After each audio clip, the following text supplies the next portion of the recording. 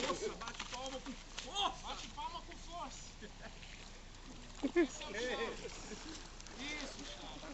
Isso, pastor Rona, arrumou.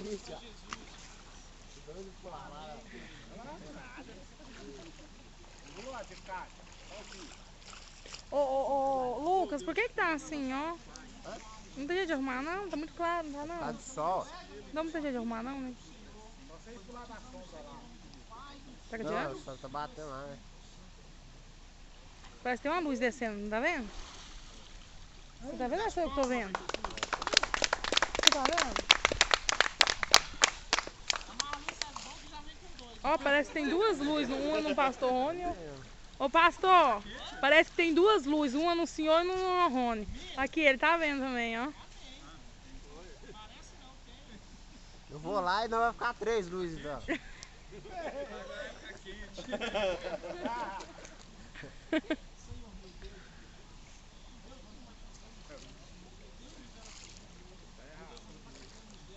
Que foi errado? Ô Lucas, olha aqui, ó. Pode ver que nela já não, quase não tem, tá vendo? Tá mais nos dois, tá vendo? Ó. Eu vou lá, vai dar 3 luzes.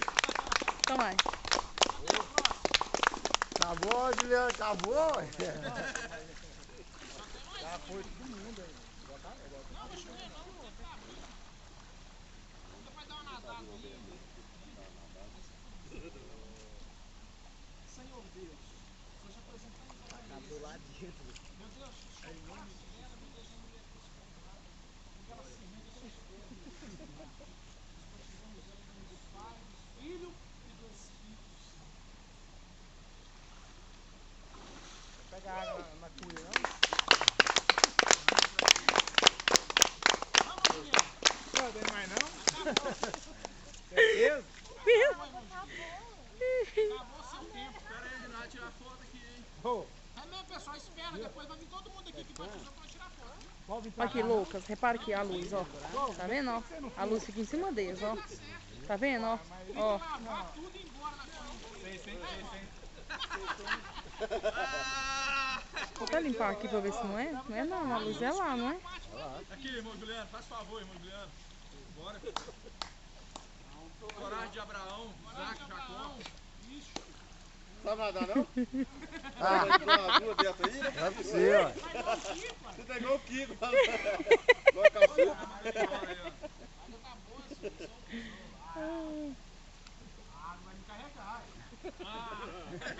Ué, tá é boiando então. Cara, não funciona, gente. Você vai ficar mal.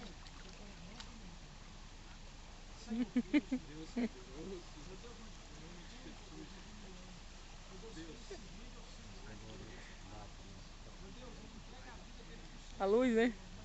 Olha aqui nele, ó. Ó.